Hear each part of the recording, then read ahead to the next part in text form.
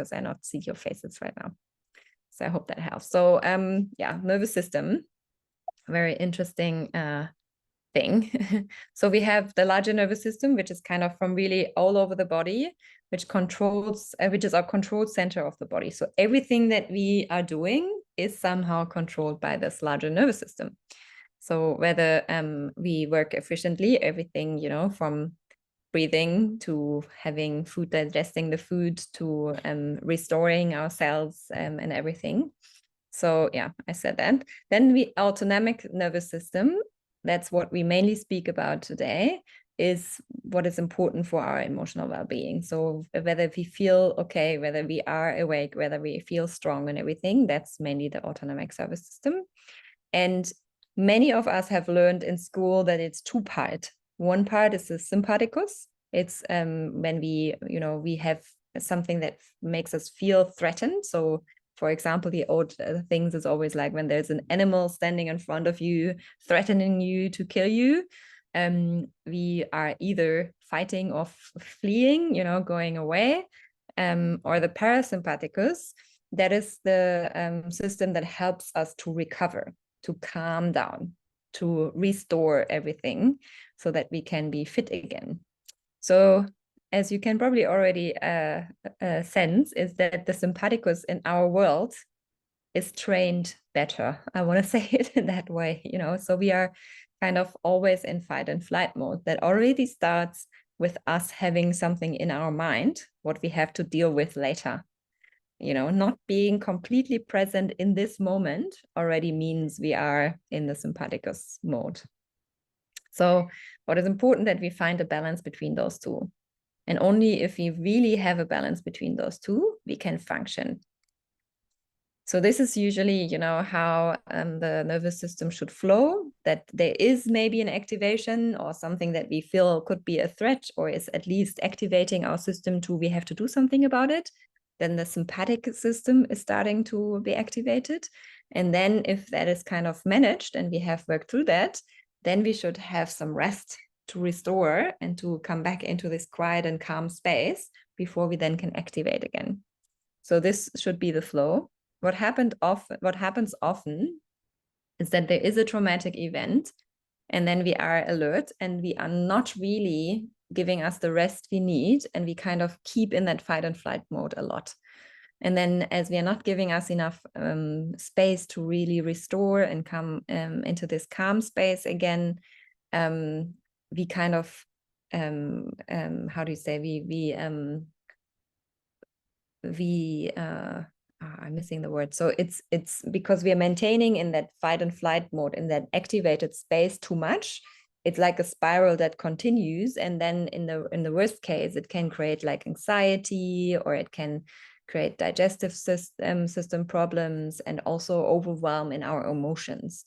You know, so and the worst case is then if it leads to chronic pain, or if it leads to insomnia and stuff. We will talk about it also in deeper. When we have a system that is kind of stuck in some of these emotions, and it's more like a down spiral, you know, that we are, for example, it's all too much, we're isolating ourselves, we're withdrawing from everything, our system becomes more low. We also have often digestive problems. We have like a chronic fatigue syndrome, you know, that we are not really getting ourselves activated again. So there's also a lot of sicknesses or illnesses that come with that, like a low blood pressure or something like that. So in both areas is what I want to say. You know, it can lead to more serious illnesses if we do not care for ourselves, and if we do not have like that balance between both of them. So usually when we are feeling stressed, we have also in our body an alert system that tells us we have to find balance again. So we have I just have to see whether someone has. No. So we usually in our system, we have, you know, the possibility to realize when we feel stressed. So you usually, when you are stressed, you know that something is going on in your body, because you either have a higher heart rate, or your palms get sweaty, or you're getting tense. So those are the first very obvious signs that your body feels stressed, right? I think every one of us knows that. And usually when we feel stressed, what we want to do, we want to just run away, or we have to face the challenge. When it's becoming constant, so what I said before, when it's becoming constant more and more, our system is continuously flooded with hormones which are not really good for our health, like cortisol and adrenaline. And then we are getting more health sickness, more health issues. So we're feeling a lot more tired all the time. What you can maybe also see in yourself or in others, we feel more irritated. When people come towards us and have questions or want to comment on something, or maybe even bring some constructive criticism, you have that maybe in your family, in your partnership, because that's where it happens most, because we are more vulnerable. We feel very often more irritated than in usual days. So that's something I know from myself. When I haven't slept and I feel stressed all the time, then I'm getting more sensitive. And we also have sleep lane problems, because with this continuous activation of our system, being in this activated mode, it's really difficult to calm down and find a proper sleep. So sometimes we fall asleep, but then we wake up again in the night, and we're having problems to really have a good sleep.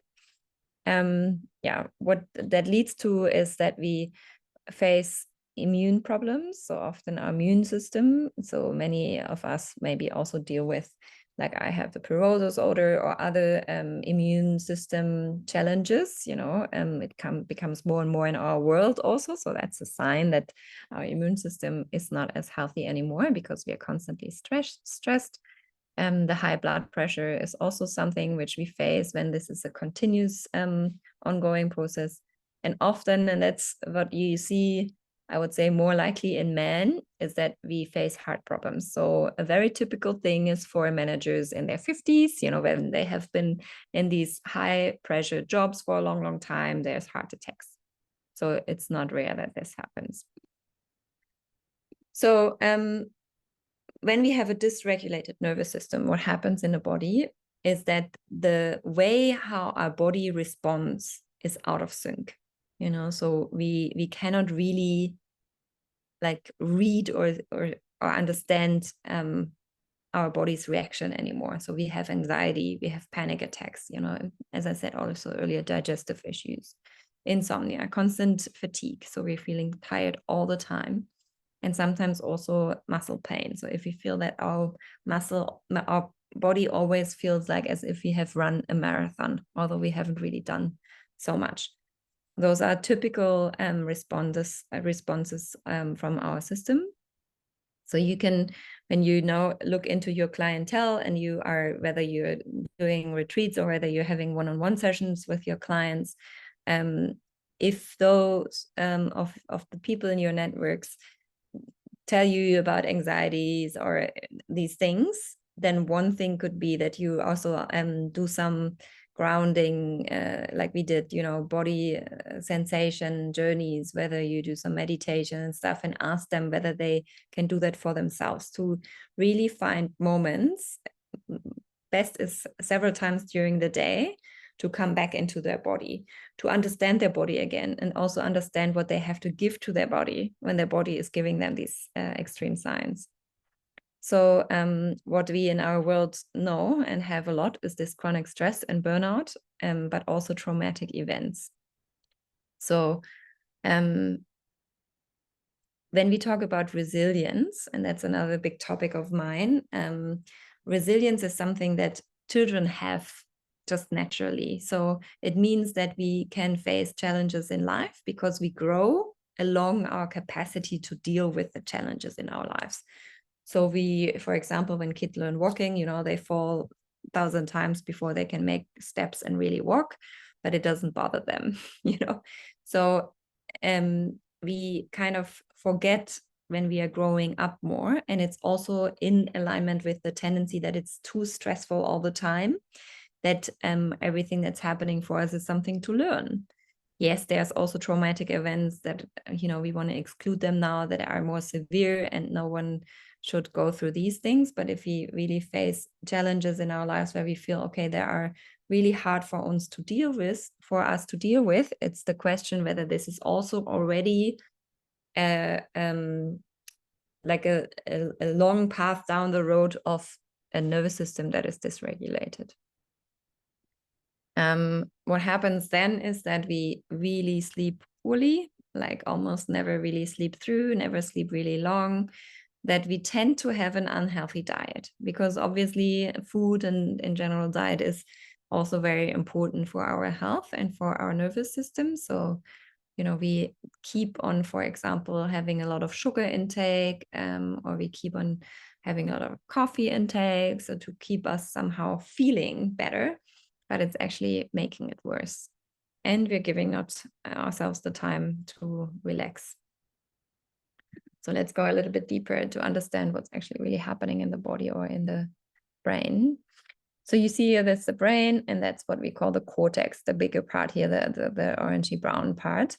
And everything that we're talking about is happening in the subcortical structures. So in these like colorful structures. And those structures are responsible for all kind of emotional reactions in our body, for also the memory and hormone production. So we are going to talk about the polyvagal nerve in just a second, but when you look already what comes out of this autonomic nervous system, which we are talking about, which is for everything we were saying important. You can see all these different functions in the body that are relating to the polyvagal nerve that is from the autonomic system. Sorry, my words are slipping today for whatever reason. So you see that the polyvagal nerve, which we will talk about now in the autonomic nervous system, has many, many, many, many different functions. And when you think about what is the main task of the autonomic nervous system, is always ask, am I safe? So the autonomic nervous system asks, am I safe? And when I feel safe, my system is regulated, is functioning, all is well. If there's anything that makes us feel unsafe, when we live in an area which is not safe and we feel that we're not having the nourishment we need, for example, if we do not have something to drink, we do not have something to eat, if we get even more severe, when we feel that there's an existential crisis coming up, like we're losing our job, we do not get any money or whatever. So everything that's around this, like, how do I feel safe? What do I need to feel safe? And we do not have a positive answer for that. Our nervous system gets alert, So that is something which is very important for us to understand. It's not under conscious control. So even if our mind is saying, yeah, we're totally fine here, don't worry.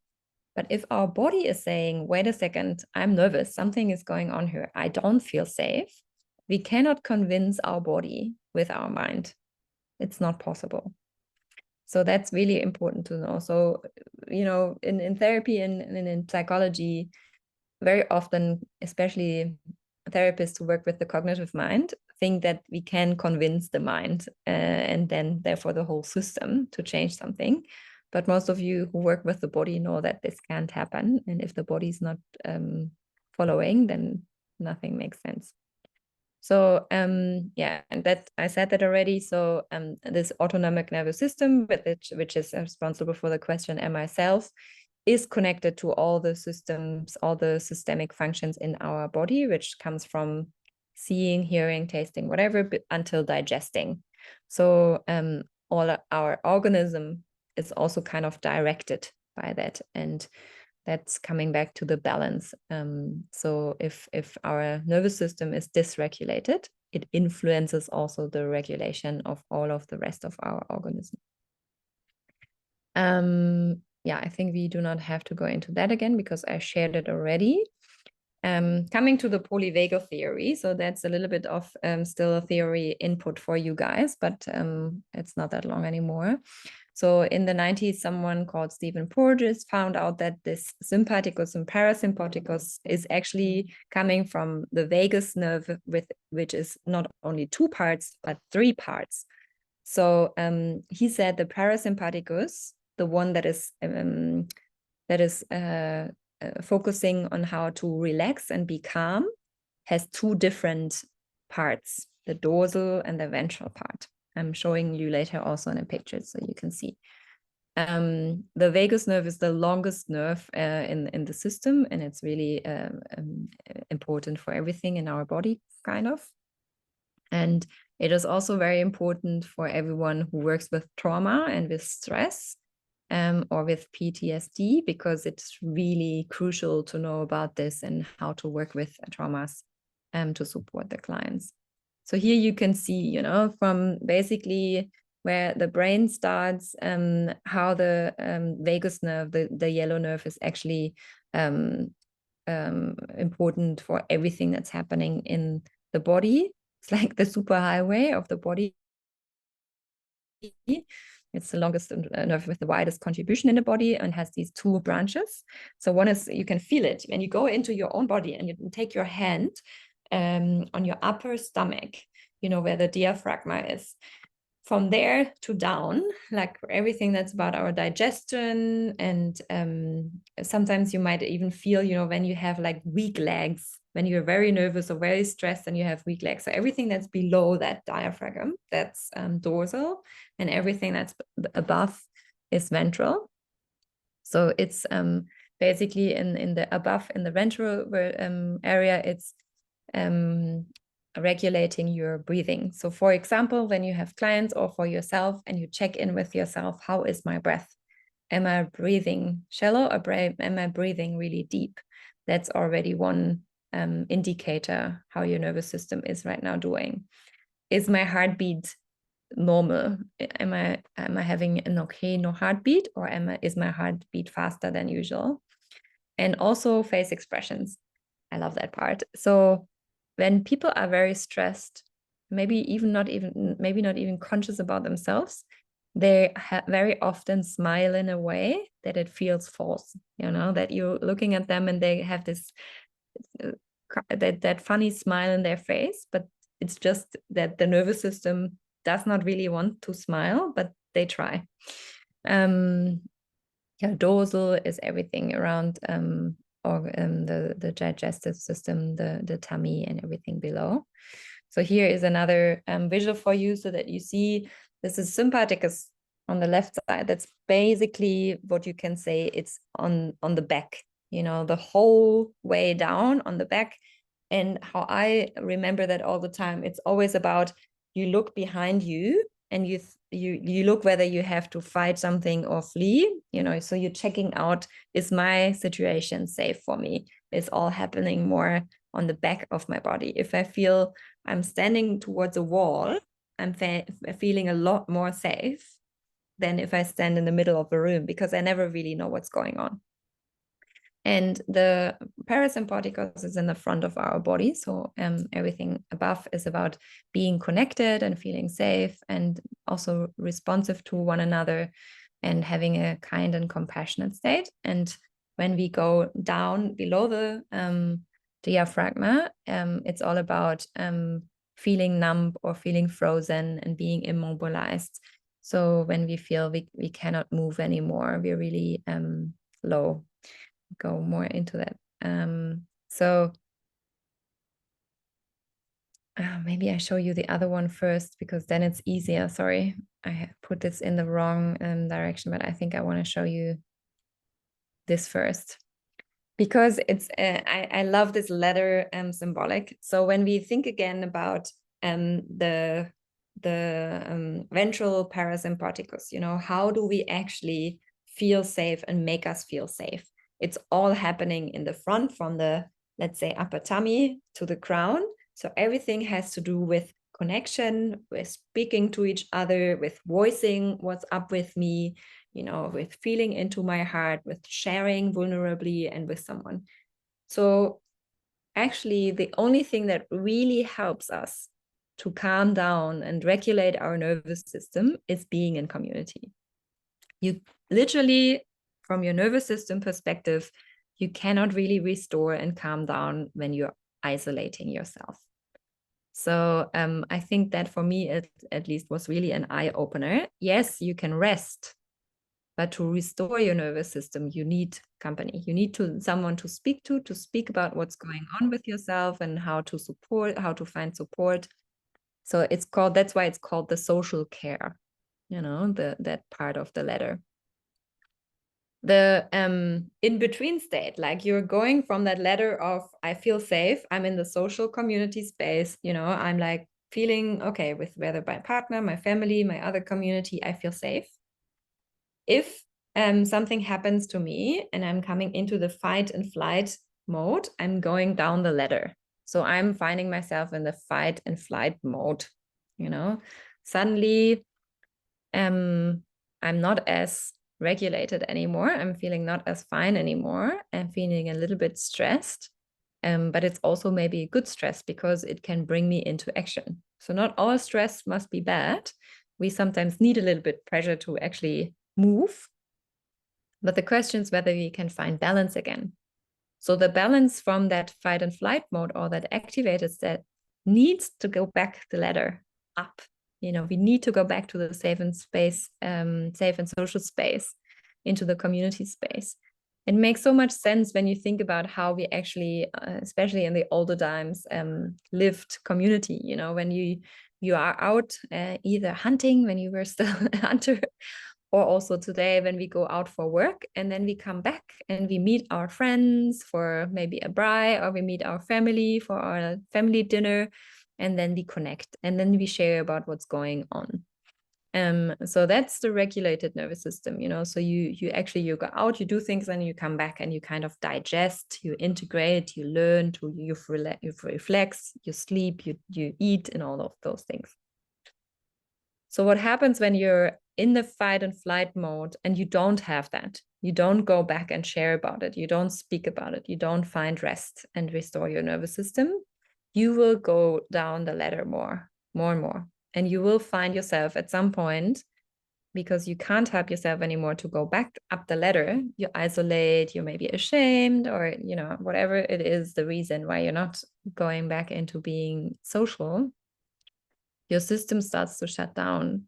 So your system, because of all the anxiety and trying to find a way out, is isolating more, and is what we today often have, finding yourself in a depression, finding yourself in a burnout situation, and really kind of going back into that isolated mode. So, and then it's really difficult to go back, because you kind of then have to go to the sympathicus again and then back to the social. So you can see here these mixed states. I don't know whether you can read them very well. But from the shutdown, it's really important to also go back to the safe and social to actually find regulation for your nervous system again.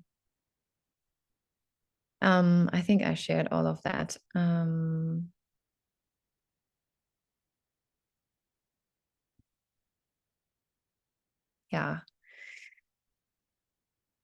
Yeah. So when you think about yourself, or you think about maybe a client you work with, and you see those symptoms, every one of us has a day, or maybe a week sometimes, where we feel like we really need some stillness and time out and everything. But if it's a ongoing, very long phase, don't worry to actually reach out and share and say, I'm recognizing that you're very often speaking about anxiety, that you're isolating yourself a little bit. Are you actually having help to support you to find a way to get your nervous system back up to a regulated system? To reach out to people, because very often when they are in that state of shutdown, they can't do that themselves anymore because they are so afraid or ashamed or whatever. And their system is not able anymore because they're already so down in their nervous system. Going back quickly to the other one, so share a little bit more about the different states. So yeah, as I said, when you're in the social care, people, when you listen to their language, they're speaking about I can and I want. I want to create something. I want to do something. Da, da, da. So they have the ability to talk about their things. They're engaging with others, but they're also, even if they have sometimes a challenge in life, they're staying calm, and they have the knowledge that somehow they will manage that.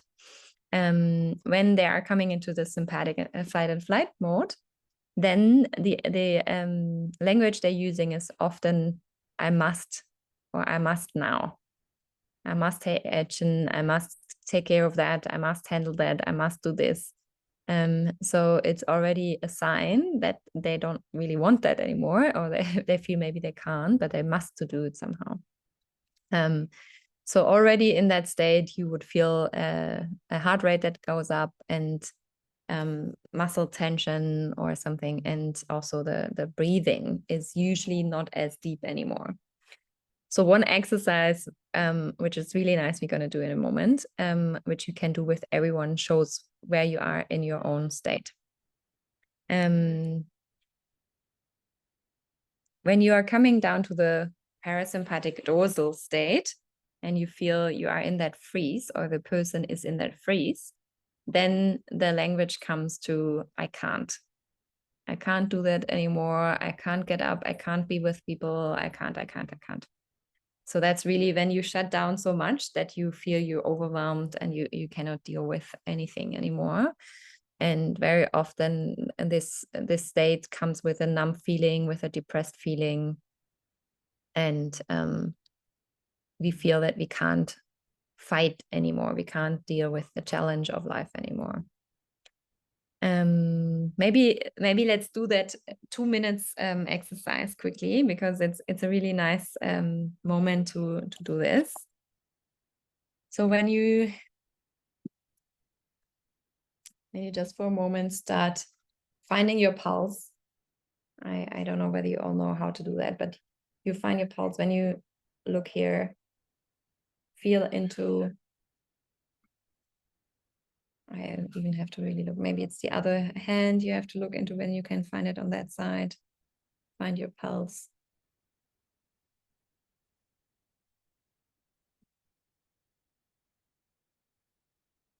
You all have it. Okay, and now start breathing and focus on I will manage the time. Start just by breathing normally, counting the pulse. Does anyone has the pulse?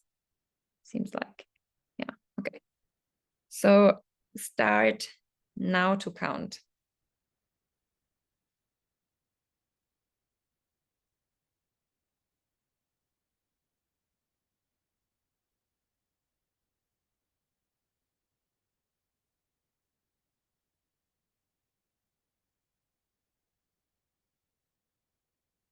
Okay, stop. So whatever you have now as a number, keep that in mind, or you can also put it in the chat if you want, so that we can follow up.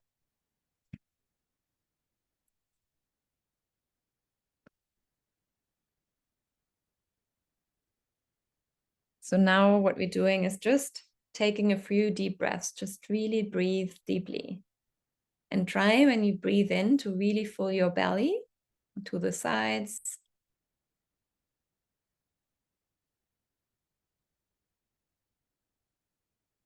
And try to breathe out longer than you breathe in.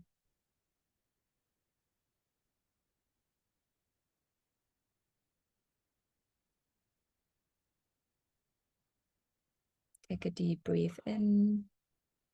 Deep breath in.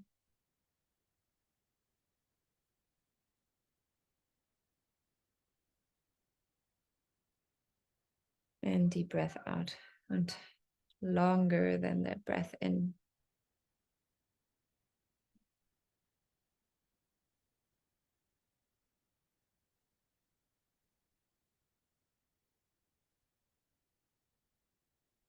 really take a longer exhale here. Breathe out longer. And then 2 more.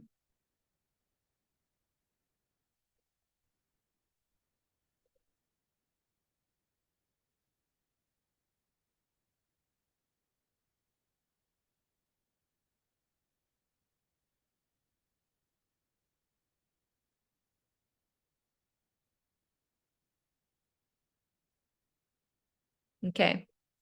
And then find your pulse again and we stop again. And the moment you found it, I will stop the time. Do you all have it? Okay, start now.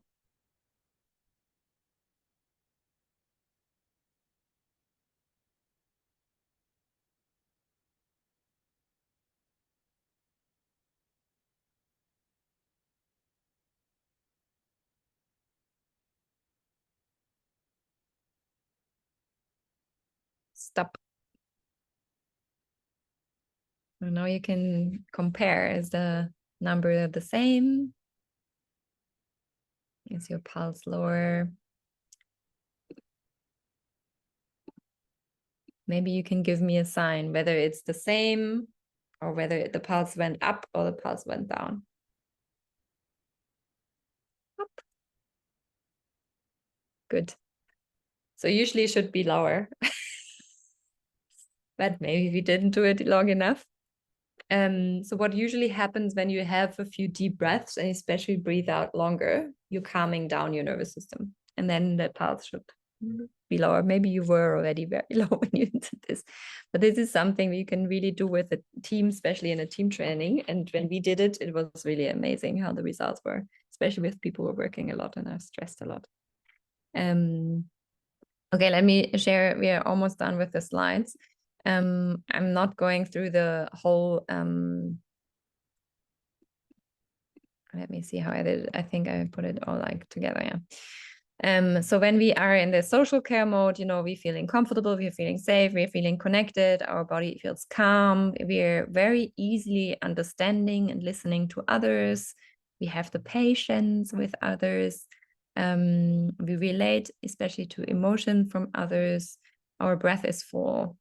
When we're in the fear of flight modus, we already feel just a slight threat maybe, but we're always a little bit alert about what's going on around us. And we might also feel a little bit afraid or angry. Our positive emotions often look for us. You know what I said before, that when we smile or then when we try to share emotions, it doesn't really feel authentic. Something is off. And we might also receive flashes of emotions we can't really explain. When we suddenly have that anxiety moment where we're like, what's going on? Why? Our heart rate usually is a bit higher and our breath is shorter and shallow. Yeah, we have more difficulties finding relations or finding friends because it's for us, we always feel threatened even in relations. Immobilized means that it really affects our heart and lungs, our body functioning below the diaphragm is different. We're feeling numb or also not there. So when people are apathic, when they like feel you can't really reach them anymore when you talk to them. And when they speak also about that they feel hopeless, that they feel ashamed, that they're feeling they're stuck in their lives or maybe even trapped and they're not really connected through the outer world. Very often it's also connected to not bringing out, like not being able to express what's actually going on with us. And yeah, also you see in their eyes, you see that people are kind of spaced out and not really with us. And we have a decreased blood pressure, so a lower blood pressure and a slower, deeper respiration. So we breathe deep, but very slow, almost like sleeping. And when this third state You know, for example, when something really bad happens to you and you're freezing, then actually your body shuts down.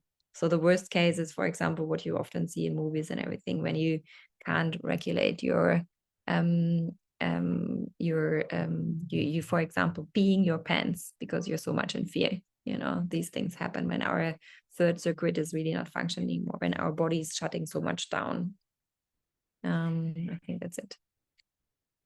Yeah, 3 more things may be important for us, knowing that what I said before, our body, even if our mind have the idea that we are safe and everything should be fine, our body regulates that. You know, we have it stored in our emotion and in our physical body, so we cannot overrule it with our mind. That's the neuroception. And also that this polyvagal theory, this neurosystem regulation happens in these cascades. So if we are not able to regulate back up again to the social care, we will slowly go, you know, deeper into the freeze state, into the immobilization state. And what is also the third one is, you know, we really need others to regulate our nervous system and to have these social interactions to actually go out of this.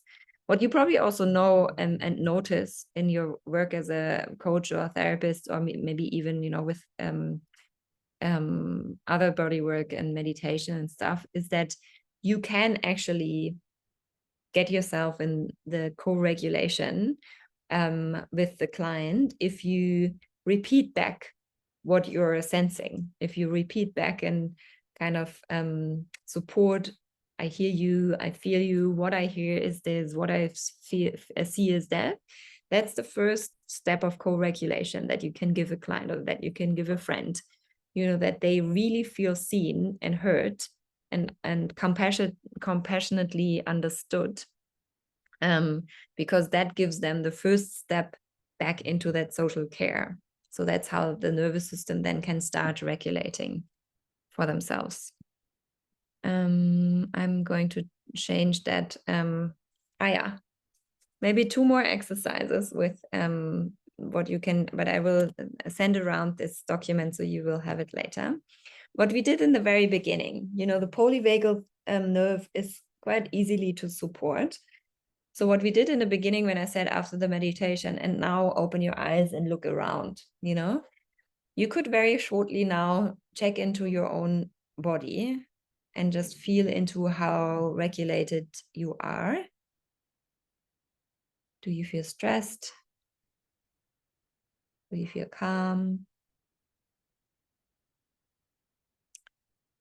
And then usually when you look around, so you really you open your eyes and you take a moment to look around. You look behind you. If you're already against the wall, you may also, you know, look, where is my door?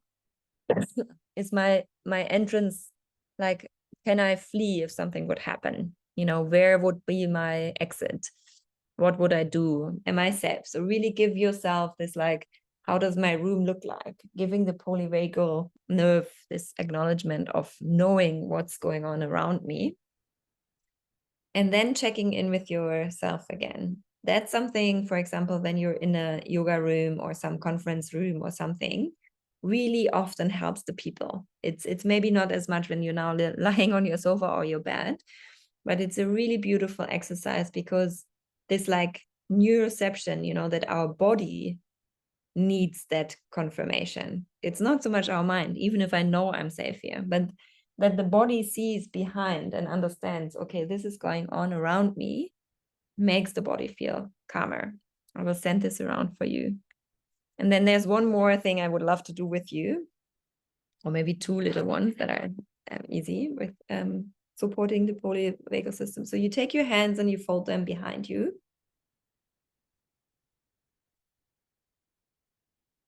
And then you find something to focus on in front of you. And then you only move your eyes. You're not moving your head or anything. You're staying, your physics stays, but your eyes move to the right as much as you can. And they move to the right and they stay there. Just stay there. For 30 seconds, we stay. And you might already realize that your body somehow starts to relax. You may even have that urge to yawn, or at least take a deep breath. Just observe your body, what's going on. And then you come back to the middle, to your focus point. And then you do the same to the left. As much as you can, without moving the head, look to the left side.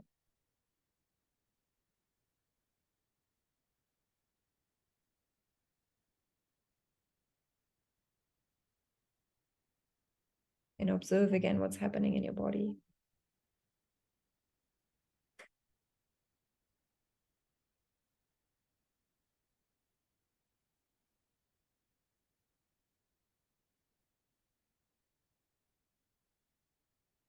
Come back into the middle. Open your arms. Maybe shake them shortly. And another way how you can, because that's so connected, the polyvagal, the vagus nerve, I want to say. So take your arms. You can't really see it now, but just take them to the side. Open your fingers. And then, or we start in the middle. Maybe that's easier. So you take your arms in the middle and you spread your fingers. And then you start slowly moving them outside. And you focus with your eyes still in front of you. But you see the fingers, without looking to the right or left. You can see in the periphery, you can see your fingers, right? So you can even bow the arms a little bit so you can see the fingers better. But try to, on both sides, until you open your arms fully, follow where you can see your fingers. You can even wiggle with your fingers a little bit to help your eyes see it while you're still looking in front of you. Oh, what did you say? Oh. Again, maybe just realize what's happening in your body. Is there anything happening?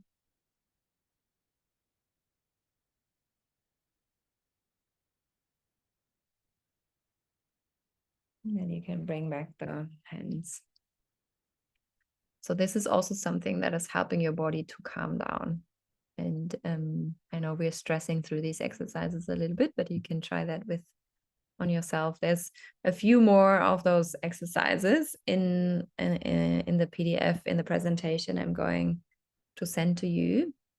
There's a really, really amazing book by Dana, who did write a book about 50 exercises on the polyvagal theory. So how you can support your nervous system, especially when you work with traumatized people, trauma clients.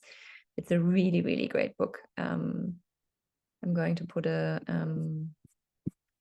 maybe I can just send it to you. I have a PDF and it's open also. So I'll see how I can find it and send it to you. So these exercises are from the book. One more thing I want to share with you, especially for those of you who are dealing with a dysregulated nervous system sometimes. When you look into, what is helping me to, how can I make this big here again? Yeah. So when you're feeling into, you're sensing into what is really actually helping me to regulate, when we just learned that I need someone to talk to and to share with someone about what's going on so that I can really, truly regulate my nervous system. What would be my preferred thing? What can I do on my own? What do I do with someone else co-regulating? So you can see here, there's a map on the right side, which is saying, okay, what do I do? What are the little things that can help me regulate? So for example, I'm sitting outside on the front steps and just looking around. I'm rocking in my chair because that's also something that is helping the nervous system, it's like movement. It's kind of massaging the polyvagal nerve. I'm listening to music, or I'm just focusing on my breath and doing the breath work or breath exercises, or with others, I'm sitting with someone else and talking, or I'm reaching out to someone else, or I'm imagining, even if I'm, imagining being with someone and sharing with someone, that also helps already, funny wise, the nervous system. So that might be something you want to do for yourself, to think about, okay, if I feel stressed, what can I do for myself and what can I do with someone else to help me get better?